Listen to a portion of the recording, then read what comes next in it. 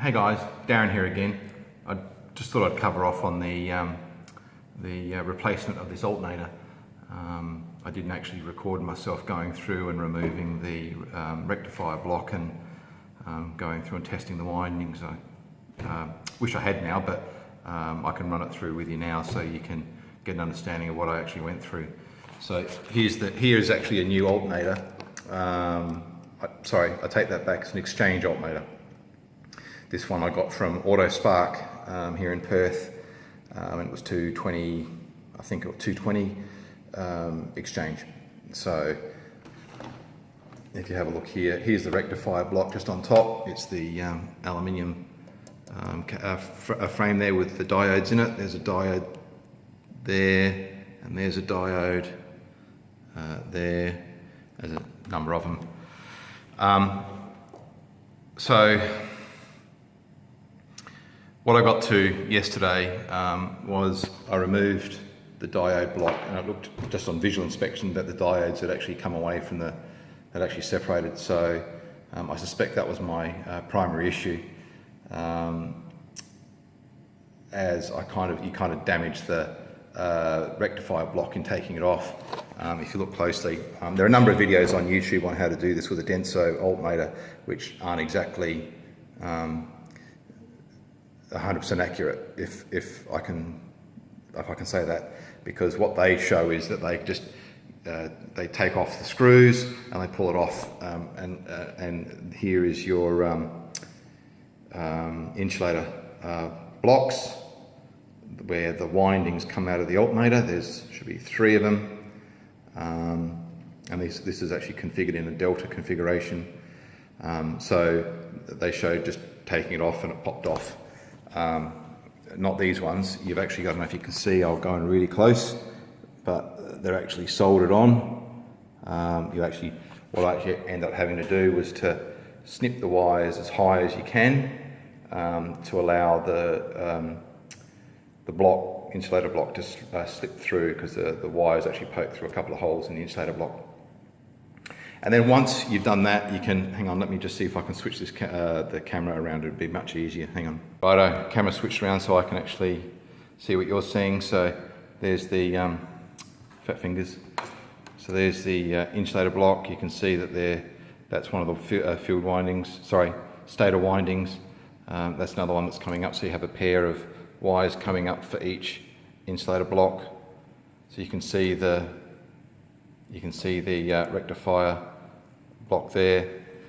Just here is your brushes that sits on your slip rings, and here is the plug where the control wiring goes, and just here in the body here contains the voltage regulator. Now you can take this off quite easily. It's just I think 3 screws. It's 2 screws, and that'll pop off. But if you can see this little hole there, you'll need to be mindful of that, in that once you pull the brushes housing off, the brushes are spring-loaded against the slip rings, and they spring out, and you won't get the unit back on over the slip rings unless you actually compress the springs attached to the brushes back, push the brushes back into the housing, and then whilst they're compressed, what I did was I straightened out a paper clip and I pushed it down that hole there, and that holds the brushes back into the housing and allows you to pop the brushes casing back onto the slip rings, so you can actually get it on without snapping them. Easy enough, just a bit of a gotcha. So if you have a look, you've got your 1, 2, 3 insulator blocks. You've got a winding across those 2, and then another winding across those 2, and a 3rd winding across those 2. And once you've got the rectifier block off, you can actually get a multimeter and do a continuity test between the 2 windings, so the 2 leads, and see if you've got open circuit across the winding. All the line tests are good, with continuity being shown through each of the windings. I then tested each winding to earth to make sure it wasn't shorting out, and it was open circuit, which is good.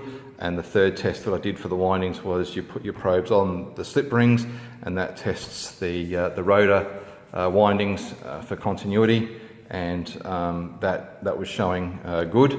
And also I tested that to earth as well to make sure it wasn't shorting out, and it was all good.